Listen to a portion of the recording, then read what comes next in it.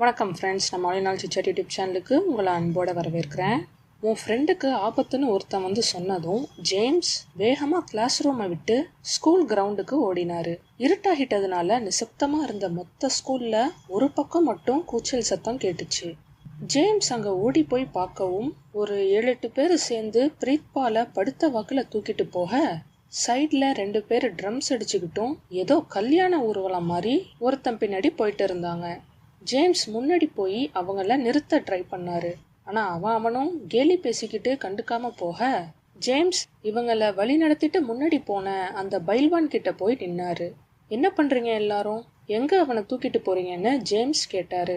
நீ யாரு, எதுக்கு இதெல்லாம் உனக்குன்னு பைல்வான் திரும்ப கேட்க, ஏன்னா அவன் என்னோட ஃப்ரெண்டு பிரீத்பால், அவனை விட்டுடுங்கன்னு ஜேம்ஸ் சொன்னாரு. ஓ, நான் யாரு தெரியுமா, டோனி, உன் ஃப்ரெண்டை நாங்கள் தண்ணியில் தூக்கி போட போகிறோம்னு சொல்லிட்டு வாங்கன்னு அவன் பின்னே உள்ளவங்களை பார்த்து கையசைச்சான். ஜேம்ஸ் பாண்ட் ஏன் பிரீத்பால் அப்படி என்ன பண்ணான்னு கேட்டுக்கிட்டே கூட நடக்க, அவன் வேற்று நாட்டவன், நம்மள ஒருத்தன் கிடையாது. சார்டினியன்களை அந்நிய படைகள் ஒழிச்ச மாதிரி இவனும் நம்மளை ஒரு நாளைக்கு ஏதாவது பண்ணிடுவான். அதனால தான் சொல்கிறேன், நீயும் எங்களோட வந்து வேடிக்கை பாருன்னு டோனி சொல்லிக்கிட்டே திரும்பி பிரீத்பாலை இறக்கி விட சொன்னான். ஜேம்ஸ், நீ பேசுறது தப்பு, பிரீத்பால் அப்படியெல்லாம் பண்ண மாட்டான்னு சொல்ல, டோனி உனக்கு எவ்வளோ தைரியம், என் அப்பா ஏட்டன்லேயே பெரிய ஆளு, என்னையே நீ தப்புன்னு சொல்றியா, ஒழுங்கா போயிடுன்னு ஜேம்ஸை தள்ளி விட்டுட்டு பிரீத்பாலை இழுத்து அங்கே இருந்த சின்ன குளத்துக்கிட்ட டோனி கூட்டிட்டு போனான். சுற்றி இருந்த மற்ற பசங்களும் ஆர்ப்பாட்டமாக கைத்தட்டி சிரிக்க பிரீத்பாலுக்கு பயத்தில் உடம்புலாம் நடுங்கியது. டோனி அவன் 2 பக்க தோலையும் பிடிச்சு குளத்துல தள்ளிவிட போனப்போ ஜேம்ஸ் பிரீத்பால் கையை பிடிச்சு தாம் பக்கம் இழுத்துக்கிட்டாரு. டோனி கோபத்துல மூக்கு வெடைக்க, யாரா நீ, என்னையா எதிர்க்கிற, உன்னையும் உன் ஃப்ரெண்டோட சேர்த்து குளத்துல போடவான்னு கத்தினான்.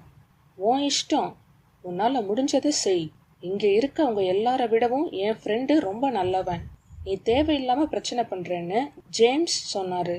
இப்போ அங்க பேரமைதி.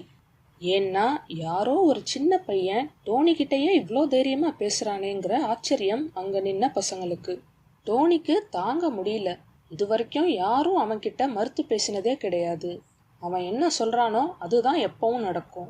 ஆனா இன்னைக்கு ஜேம்ஸ் அவனை எதிர்க்க கோவத்துல கண்ணு மண்ணு தெரியாம வேகமா போய் ஜேம்ஸ் வயிற்றுலயே குத்தினான். இந்த திடீர் அடியை எதிர்பார்க்காதனால பாண்ட் கீழே விழுந்தாரு. உடனே டோனி நக்கலா சிரிக்க ஜேம்ஸ் எழுந்து போய் டோனி வாயிலேயே ஒரு குத்து விட்டாரு. ஒரு கட்டத்துல மாறி மாறி அடிச்சுக்கிட்ட 2 பேரும் எங்க இருக்கோங்கிறதையே மறந்து சண்டை போட, பிரீத்பால் ஓடி போய் ஜேம்ஸ் கைய பிடிச்சு விளக்கவும் டோனி குளத்துல தொப்புன்னு விழுந்தான். அங்க இருந்த மொத்த கூட்டமும் டோனிய பார்த்து சிரிச்சது. பிறகு ஜேம்ஸ எல்லாரும் தலைக்கு மேல தூக்கி சுத்தி பாராட்டினாங்க. அட என்னப்பா விடுங்க, போதும் போதும்னு ஜேம்ஸ் சொல்ல கீழே இறக்கி விட்டாங்க.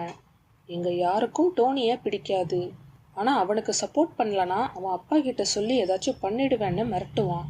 அதான் நாங்க இப்படி பண்ணிட்டோம், சாரி பிரீத்பால்னு அவங்க மன்னிப்பு கேட்க, பரவாயில்லன்னு சொல்லிட்டு பிரீத்பாலும் ஜேம்ஸும் ஹாஸ்டலை நோக்கி வேகமா போனாங்க. பாண்ட், ஹாஸ்டல் கேட்ட மூடிட்டு போறாங்க, சீக்கிரம் வான்னு பிரீத்பால் சொல்ல பின்னாடியே வந்த ஜேம்ஸ் ஒரு இடத்துல டக்குன்னு நின்னாரு.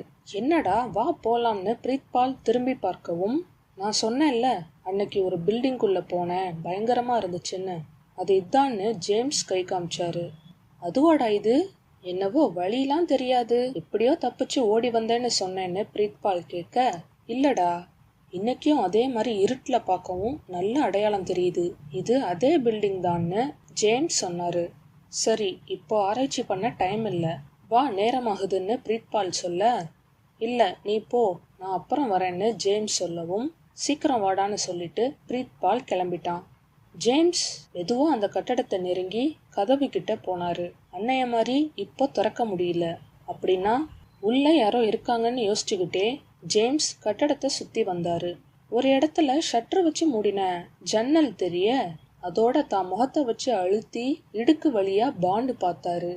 உள்ள அதே இருட்டு, ஆனா ஒரு இடத்துல மட்டும் விளக்கு வெளிச்சம், யாரோ முதுக காட்டி நின்றுட்டு இருந்தாங்க.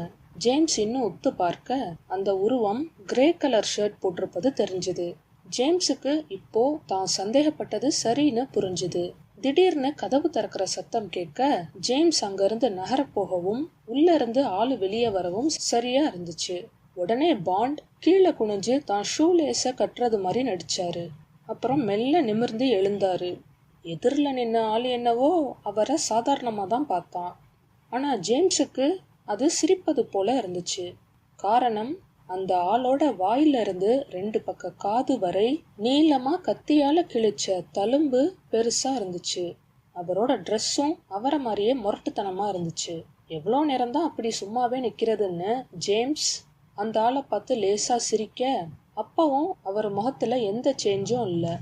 பிறகு பாக்கெட்ல இருந்து ஒரு சிகரெட்டை எடுத்து வாயில வச்சு அந்த ஆளு பத்த வைக்க, அப்போதான் ஜேம்ஸ் அவரோட 2 முழங்கையிலையும் எம்ங்கிற எழுத்து டேட்டூ குத்திருக்கத பார்த்தாரு. அதுக்கும் மேல ஜேம்ஸால அங்க நிக்க முடியல. கிடுகிடுன்னு வேகமா அங்க இருந்து நடந்தாரு.